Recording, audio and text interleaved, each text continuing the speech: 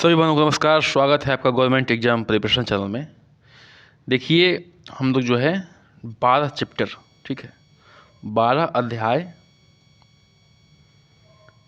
समाप्त कर चुके हैं, ठीक है, इंड कर चुके हैं। मतलब कि इसमें 20 अध्याय हैं।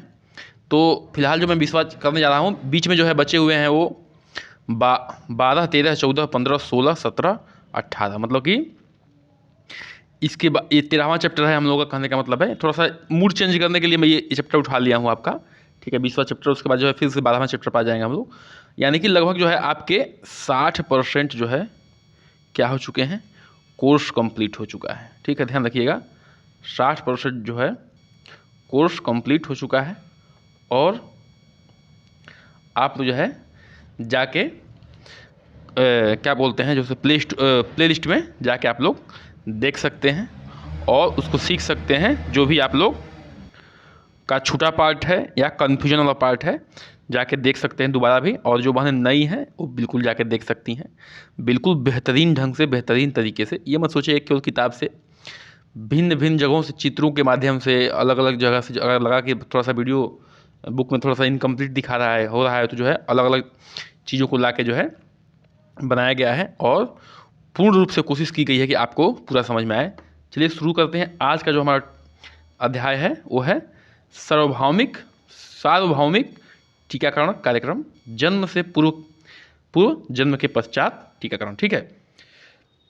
इसको जो है हम लोग इस चैप्टर को लगभग जो है 3 पार्ट में कवर करेंगे, ठीक है। कोशिश करेंगे 3 पार्ट में कवर हो जाए।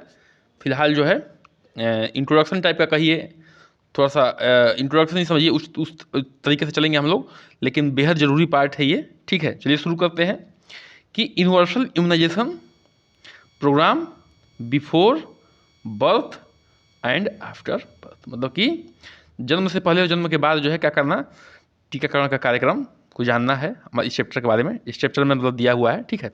चलिए शुरू करते हैं। टीका एक जैविक मिश्रण है। जैविक मिश्रण मतलब कि क्या होता है, जीवों का मिश्रण है, चाहे वो बैक्टीरिया हो, विषाणु हो, चाहे जो भी हो, जैविक मिश्रण है। जब व्यक्ति को टीका दिया जाता है तब यह उसके शरीर की प्रतिरक्षा प्रणाली यानी कि प्रतिरोधक क्षमता को बढ़ाता है, जिसके माध्यम से संक्रामक एजेंट के खिलाफ एंटीबॉडीज उत्पन्न होता है, ठीक है। देखिए, इस टीकाकरण से क्या होता है कि हमें जो भी इंजेक्ट किया जाता है जैविक मिश्रण, ठीक है, उससे क्या होता है। देखिए, जैविक मिश्रण का ये मतलब मत समझिएगा कि उसमें बैक्टीरिया वायरस नहीं हो सकते हैं, लेकिन एक जो है स्पेसिफिक मात्रा में होता है, ठीक है। और क्या होता है कि मतलब कि फुल्ली जो है केयरफुल होके डॉक्टर्स जो उसको प्रिपेयर करते हैं और लैब में प्रिपेयर किया जाता है कि इससे अधिक देंगे तो जो है दिक्कत हो सकती है, इतना देंगे तो जो है काम चल जाएगा। ध्यान रखिएगा, ये जो जानने वाली बात है। इससे टीका से क्या होता है कि हमारी जो इम्यून सिस्टम है यानी कि प्रतिरक्षा प्रणाली है वो क्या होता है, बढ़ जाता है। क्यों? जिससे जो है कोई भी अगर संक्रामक एजेंट हमारे शरीर में आता है तो उससे हमारी शरीर जो है लड़ने की क्षमता रखती है, ठीक है। ये टीका यही काम करते हैं। या तो क्या करते हैं, ये हमारे जो है एंजाइम्स को एक्टिवेट कर देते हैं या एंटीबॉडीज तैयार कर देते हैं, ठीक है। कुछ ना कुछ जो है अलग अलग तरीके से अपना अपना काम करते हैं और जो भी बाहरी एजेंट होता है उससे लड़ने में जो है क्या मिलता है, हमारी बॉडी जो है प्रिपेयर हो जाती है, यानी कि हमारी प्रतिरक्षा प्रणाली जो है यानी कि प्रतिरोधक क्षमता क्या हो जाता है, बढ़ जाता है, ठीक है। जब शरीर रोग के संपर्क में आता है तब यह संक्रामक एजेंट के खिलाफ एंटीबॉडी उत्पन्न करते हैं। क्या करते हैं, एंटीबॉडी उत्पन्न करते हैं, किसके, जो भी आता है संक्रामक एजेंट उसके खिलाफ। इससे जब हम भविष्य में इस तरह के सूक्ष्म जीव रोगाणु के संपर्क में आते हैं तो हमारी प्रतिरक्षा प्रणाली प्रतिक्रिया करती है तथा जल्द ही उसे नष्ट कर देती है। कहने का मतलब है कि जब बच्चे के अंदर या किसी भी मतलब इंसान के अंदर जब ये टीकाकरण होता है तो उसका क्या होता है, इम्यून सिस्टम बढ़ जाता है, मतलब कि उसकी प्रतिरक्षा प्रणाली बढ़ जाती है, प्रतिरोधक क्षमता बढ़ जाता है। तो जो भी एजेंट जो है, बाहरी एजेंट जो संक्रामक एजेंट है, जो हमारे शरीर के लिए घातक है, वो हमारे कांटेक्ट में आता है तो हमारी शरीर जो है एंटीबॉडी तैयार करती है और उससे क्या करती है, फाइट करने में जो है सक्षम हो जाती है, ठीक है। जैसे अभी कोरोना महामारी आई थी तो उसमें क्या हो रहा था, सभी का जो है इम्यून सिस्टम बढ़ाया जा रहा था, किसके खिलाफ, कोरोना वायरस के खिलाफ, ठीक है। तो इस तरह से जो है टीकाकरण का जो है काम में मुख्य काम जो है प्रतिरोधक क्षमता बढ़ाना या प्रतिरक्षा प्रणाली रोग को मतलब कि बढ़ाना है। आगे बढ़ते हैं। चलिए अब देखते हैं कि टीकाकरण क्या है, ठीक है। क्या है टीकाकरण, क्या है। टीकाकरण एक प्रक्रिया है। आमतौर पर इस प्रक्रिया में टीकाकरण के माध्यम से व्यक्ति की में प्रतिरक्षित या संक्रामक रोग के लिए प्रतिरोधी क्षमता विकसित की जाती है। टीकाकरण में क्या होता है कि मतलब कि व्यक्ति का क्या किया जाता है, प्रतिरोधक क्षमता को बढ़ाया जाता है। किसके खिलाफ? संक्रामक रोगों के खिलाफ। टीकाकरण ऐसी चिकित्सकीय व्यवस्था है जो कि व्यक्ति के शरीर को संक्रमण या रोग से बचाने के लिए उसकी रोग प्रतिरोधक क्षमता को बढ़ाता है। क्या करता है कि एक चिकित्सकीय व्यवस्था है, चिकित्सकीय प्रक्रिया है जिसमें व्यक्ति के जो है संक्रमण के या रोग से बचाने के लिए उसकी रोग प्रतिरोधक क्षमता को बढ़ाता है। क्या? टीकाकरण। ठीक है, देखिए एक एक चीज़ को मैं ढंग से बता दूंगा, बस थोड़ा धैर्य से बैठे रहिए। और कोर्स जो है बहुत बेहतरीन ढंग से कंप्लीट हो रहा है। एग्ज़ाम आते आते जो है हम लोग कोर्स कंप्लीट भी कर लेंगे, रिवीजन भी कर लेंगे और प्रैक्टिस भी ढंग से कर लेंगे। आप लोग बस थोड़ा सा धैर्य बना के अड़ी रहिए और भागने की कोशिश मत करिए, अपने दिमाग में हलचल पैदा मत करिए, ज्ञान में अस्थायित्व लाइए थोड़ा सा। ठीक है, ये बहुत ज़रूरी है क्योंकि इस समय बहुत दिमाग भागता है कि जल्दी से कंप्लीट हो, जल्दी से कंप्लीट हो। जल्दी के चक्कर में जो कुछ भी सही से कंप्लीट नहीं होता है। तो इस चीज़ को ध्यान रखिएगा और ढंग से पढ़िए और ढंग से जो है थोड़ा सा शॉर्ट नोट्स बनाइए। भारत में टीकाकरण के स्तर में कमी के कारण, ठीक है, भारत में जो टीकाकरण के स्तर हैं उसके कमी के क्या क्या कारण हैं उसको हम जानते हैं। ठीक है, देखिए दूर दराज के केंद्र या उपकेंद्रों तथा स्वास्थ्य केंद्रों पर टीकाकरण सेवाओं की पहुंच सुनिश्चित करने में असफलता। देखिए हमारे देश में अभी भी बहुत क्षेत्र बहुत पिछड़े हैं या शहरी क्षेत्रों से या यातायात की सुविधाओं से बहुत दूर हैं। तो वहाँ पे क्या होती है कि स्वास्थ्य केंद्रों से टीकाकरण की जो सेवाएं सुनिश्चित करने में असफलता मिल जाती है, बहुत दूर हो जाता है। ठीक है, जो केंद्र वहाँ तक नहीं पहुँच पाते हैं तो ये असफलता मिलती है। अगला पॉइंट हमारा देख लेते हैं क्या है। कुछ बच्चे एक या एक से अधिक टीके लेकर अगले टीके के लिए नहीं आते हैं।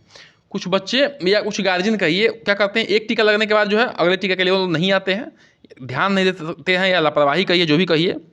तीसरा पॉइंट है टीकाकरण सेवाओं तक पहुंच नहीं बन पाता। ठीक है, कुछ लोगों का जो है टीकाकरण का सेवाओं तक जो है पहुंच ही नहीं बन पाता है, वो जो है वहाँ तक पहुँचने में असफल रहते हैं। अगला पॉइंट है कुछ बच्चों के माता पिता टीकाकरण के बारे में जानते ही नहीं हैं। और कुछ बच्चों के माता पिता जो है मतलब कि जैसे ट्राइबल कम्युनिटी है, जो ट्राइबल कम्युनिटी जंगलों में रहती है, या बहुत ही अशिक्षित लोग हैं, मतलब कि देखिए इन सब चीज़ों में शिक्षा का बड़ा महत्व है। ठीक है, शिक्षा का बहुत महत्व है।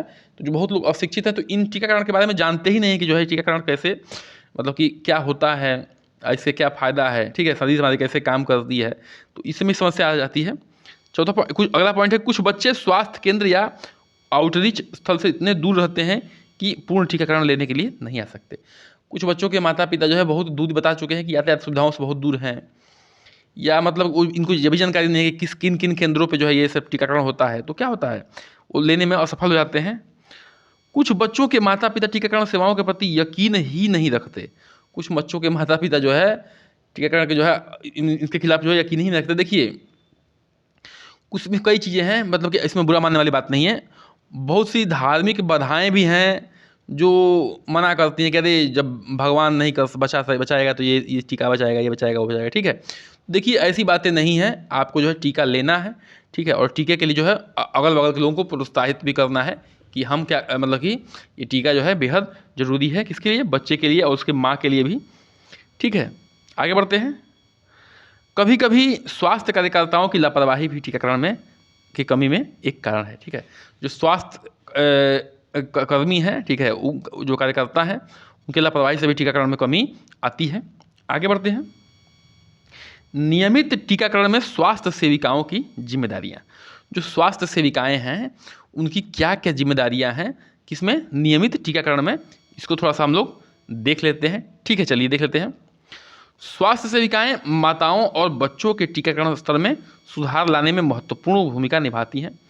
जो स्वास्थ्य सेविकाएं हैं माताओं और बच्चों के टीकाकरण में मतलब क्या करती हैं? महत्वपूर्ण भूमिका निभाती हैं। उनसे उम्मीद की जाती है कि सभी योग्य शिशुओं और गर्भवती महिलाओं का राष्ट्रीय टीकाकरण अनुसूची के अनुसार टीकाकरण हो जाए। जो भी राष्ट्रीय अनुसूची के अंदर टीकाकरण का प्रावधान है उसके अनुसार जो है शिशुओं का, बच्चों का और गर्भवती महिलाओं का सबका क्या हो जाए?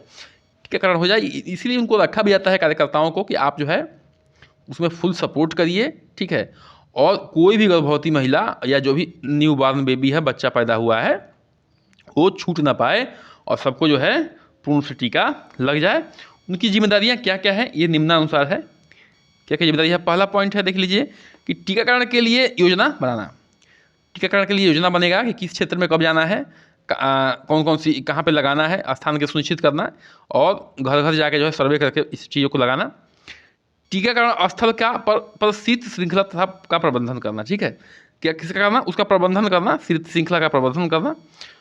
टीकाकरण सत्र का आयोजन करना। सत्र का आयोजन करना मतलब कि जिस दिन टीकाकरण हो रहा है उसका आयोजन करना। रिकॉर्डिंग, रिपोर्टिंग और ड्रॉप आउट मामलों का पता लगाना। रिकॉर्ड करना कितने लोगों ने टीका लगवाया है, रिपोर्ट देना, रिपोर्टिंग करना अपने बॉस को, जो है अपने अगले ऑफिसर को। और ड्रॉप आउट मतलब कि जो बच्चे नहीं लगवा पाए हैं, जो माताएं नहीं लगवा पाई हैं, उनके बारे में भी जानकारी आगे भेजना। ठीक है, आगे बढ़ते हैं। सार्वभौमिक टीकाकरण के कार्यक्रम। ठीक है, सार्वभौमिक टीकाकरण कार्यक्रम, इसके बारे में हम लोग जानकारी ले लेते हैं थोड़ा। देखिए, हर चीज़ों के बारे में जानते हुए आगे बढ़ना है और बिना बेसिक जाने हुए आगे बढ़ेंगे तो देखिए कनेक्शन जो है गड़बड़ा जाता है, कनेक्ट नहीं हो पाएगा, थोड़ा समय लगेगा। देखिए 15-20 मिनट लगता है, आप आलतू फालतू समय कहीं और दे सकते हैं, गाना सुनने में या इधर उधर फालतू कामों में, लेकिन जब काम की बात आती है तो उसमें आपका जो है मेहनत लगती है, ऐसा नहीं सोचना है। ठीक है, काम से ही आपका जीवन का क्या होगा, सफलता मिलेगी, जीवन जो है स्मूथ चलेगा। ठीक है, तो सुनिए, सार्वभौमिक टीकाकरण कार्यक्रम। भारत में जो है टीकाकरण कार्यक्रम को वर्ष 1978 में स्वास्थ्य और परिवार कल्याण मंत्रालय, भारत सरकार ने टीकाकरण प्रतिरक्षा IPI, ठीक है, के विस्तारित कार्यक्रम के रूप में शुरू किया गया। ठीक है, ध्यान रखिएगा कि भारत में टीकाकरण कार्यक्रम को 1978 में स्वास्थ्य एवं परिवार कल्याण मंत्रालय, भारत सरकार ने टीकाकरण प्रतिरक्षण IPI के विस्तारित कार्यक्रम के रूप में शुरू किया गया था। यह विश्व के सबसे बड़े स्वास्थ्य कार्यक्रमों में से एक है। जो विश्व स्तर पर सबसे बड़े बड़े कार्यक्रम चलते हैं स्वास्थ्य को लेकर, उनमें से सबसे बड़ा जो है उनमें से एक है। वर्ष 1885 में टीकाकरण कार्यक्रम को सार्वभौमिक टीकाकरण, ठीक है, वर्ष 1885 में टीकाकरण कार्यक्रम को सार्वभौमिक टीकाकरण, आगे बढ़ते हैं, एक मिनट, चलिए, कार्यक्रम IPI के रूप में संशोधित किया गया ताकि वर्ष 1989 में से वर्ष 1990 तक देश में सभी जिलों को कवर करने के लिए चरणबद्ध तरीके से कार्यान्वयन किया गया। ठीक है, तो कहने का मतलब ये है कि 1885 में जो टीकाकरण कार्यक्रम को सार्वभौमिक टीकाकरण कार्यक्रम के रूप में संशोधित किया गया ताकि जो है 1989 से वर्ष 1990 तक देश के सभी जिलों को कवर किया जा सके चरणबद्ध तरीके से। आगे देखते हैं, अगला पॉइंट क्या है, स्वास्थ्य और परिवार कल्याण मंत्रालय। ध्यान रखिएगा, स्वास्थ्य और परिवार कल्याण मंत्रालय भारत सरकार सार्वभौमिक टीकाकरण कार्यक्रम के माध्यम से शिशुओं, बच्चों और गर्भवती महिलाओं के कई प्रकार के टीका वैक्सीन का प्रदान करती है। ध्यान रखिएगा, ये भी क्वेश्चन बन सकता है कि भारत सार्वभौमिक टीकाकरण कार्यक्रम किस मंत्रालय के अधीन कार्य करता है, तो वो जो है स्वास्थ्य और परिवार कल्याण मंत्रालय है। ये सब जो है जानकारी होनी चाहिए, छोटे छोटे क्वेश्चन है, पद आ सकते हैं, ये जरूरी नहीं कि आप ही के मतलब कि उसमें आएगा, लेकिन आपके कोर्स में तो आएगा ही आएगा, लेकिन छोटे छोटे अन्य एग्जाम जो होते रहते हैं आप देते रहते हैं उसमें भी ये आ सकता है। ठीक है, कि जो है सार्वभौमिक टीकाकरण कार्यक्रम होता है किस मंत्रालय के अंतर्गत आता है, 4 ऑप्शन बना के दे देगा, आपको जो है उत्तर देना होगा। तो ठीक है, तो कहने का मतलब है कि जो भारत सरकार सार्वभौमिक टीकाकरण कार्यक्रम के माध्यम से शिशुओं, बच्चों, गर्भवती महिलाओं को कई प्रकार टीका वैक्सीन प्रदान करती है। आप देख सकते हैं यहाँ पे, ठीक है ना, देखिए ये ओरल है, ठीक है, विटामिन A का ओरल है, ठीक है, ये मीजल्स का है, ये BCG का टीका है, ये हेपेटाइटिस B का है और ये क्या है, DPT का है। सब कुछ जो है हम लोग डिटेल में पढ़ेंगे। ठीक है, एक एक करके पढ़ेंगे। फिलहाल जो है अभी जो चल रहा है उसको चलने दे रहे हैं और एकदम जो है ढंग से पढ़ेंगे, जान लीजिए। ठीक है, आगे बढ़ते हैं। अभी देखिए मिशन इंद्रधनुष 3.0 है, ठीक है, इसमें समझदारी दिखाएं, अपने बच्चों को संपूर्ण टीकाकरण कराएं। मिशन इंद्रधनुष 3.0 आपको जो है प्रोत्साहित करने के लिए दिया गया है ये। चलिए आगे बढ़ते हैं, मिशन इंद्रधनुष, ठीक है। अब देखिए इसके बारे में जानना जरूरी है, आ जाएगा क्वेश्चन कि मिशन इंद्रधनुष किससे संबंधित है, तो आपको जानना है, बेहद जरूरी है कि टीकाकरण संबंधित है। इतने छोटे छोटे प्रश्न बनेंगे और आप जो है अगर हल्का सा भी नज़र से भी नहीं गुजर रहेंगे तो हल्का नज़र से भी गुजरे हैं तो आपको ये याद आ जाएगा, ठीक है, बिल्कुल याद आ जाएगा। लेकिन आपने कभी सोचा ही नहीं है, अरे छोड़ो यार, ध्यान ही नहीं दिया, तो जो है बहुत गड़बड़ हो जाता है। और कभी कभी इतने आसान आसान प्रश्न आ जाते हैं, बस कोर्स न देखने की लापरवाही होती है, कोर्स न कवर करने की लापरवाही होती है, और बच्चे जो है अनसेलेक्ट हो जाते हैं, सिलेक्ट नहीं हो पाते हैं, ठीक है। तो आप ऐसी गलती मत करिएगा, कृपया करके पूरा कोर्स जो है कवर करके जाइएगा, ठीक है। और मैं उसमें जो है भरपूर साथ दे रहा हूँ आपका। देखिए 60% कोर्स कवर हो चुका है, ठीक है। अब अगले 40% की तरफ हम लोग जो है पूरी तरह से लगे हुए हैं। टीकाकरण कार्यक्रम को मजबूत और पुनः सक्रिय करने और तीव्र गति से सभी बच्चों और गर्भवती महिलाओं के लिए पूर्ण टीकाकरण कवरेज प्राप्त करने के लिए भारत सरकार द्वारा दिसंबर 2014 में मिशन इंद्रधनुष शुरू किया गया। ध्यान रखिएगा कि मिशन इंद्रधनुष कब शुरू किया गया, इंपॉर्टेंट है, दिसंबर 2014 में। ध्यान रखिएगा, टीकाकरण कार्यक्रमों को मजबूत और पुनः सक्रिय करने और तीव्र गति से सभी बच्चों गर्भवती महिलाओं के लिए पूर्ण टीकाकरण कवरेज को प्राप्त करने के लिए भारत सरकार द्वारा दिसंबर 2014 में मिशन इंद्रधनुष जो है शुरू किया गया। जान लीजिए, मिशन इंद्रधनुष जो है 2014 में शुरू किया गया, किसके लिए, बच्चों गर्भवती महिलाओं के पूर्ण टीकाकरण कवरेज करने के लिए और फिर से जो है सक्रिय करने के लिए। और दिसंबर 2014 में चालू किया गया। मिशन इंद्रधनुष किससे संबंधित है, अब आप लोग पूर्ण रूप से ये चीज़ जान चुके हैं। आगे बढ़ते हैं, ठीक है। मिशन इंद्रधनुष एक बूस्टर टीकाकरण कार्यक्रम है। क्या है, एक बूस्टर टीकाकरण कार्यक्रम है, मतलब कि बूस्ट करता है इम्यून सिस्टम को, जो कम कवरेज वाले 201 जिलों में शुरू हुआ था, ठीक है। कम कवरेज वाले 201 जिलों में शुरू हुआ था। यह यूनिवर्सल टीकाकरण कार्यक्रम में शामिल किए 7 रोगों के खिलाफ 7 टीकों का प्रतिनिधित्व करता है, ठीक है। 7 रोगों के खिलाफ, ठीक है, 7 रोगों के खिलाफ 7 टीकों का प्रतिनिधित्व करता है। ये रोग कौन कौन से हैं, तपेदिक मतलब TB, polio myelitis, hepatitis B, diphtheria, pertussis, tetanus और खसरा, ठीक है। तो देख लीजिएगा, ये पोलियो माइलाइटिस एक ही है, ठीक है। तो ये 7 हैं, ध्यान से पढ़ लीजिएगा। आगे बढ़ते हैं, कौन कौन से थे, तपेदिक था, पोलियो माइलाइटिस था, हेपेटाइटिस बी था, डिप्थीरिया था, ठीक है, पर्टुलिसिस था और टिटनेस था और खसरा था। इसके अलावा खसरा, rubella, rotavirus, haemophilus, influenza type B, polio के खिलाफ टीकों को शामिल करने के बाद इन टीकों की संख्या जो है लगभग 12 हो गई है, ठीक है। अन्य रोगों को भी शामिल कर लिया गया। इसके अलावा जो है खसरा, रूबेला को, रोटावायरस को, हीमोफिलियस इन्फ्लुएंजा टाइप बी को और पोलियो के खिलाफ टीकों को जो शामिल करने के बाद और जो है बढ़ गए हैं, और कितना हो गया है, 7, 5, 12 जो है टीका हो गया है।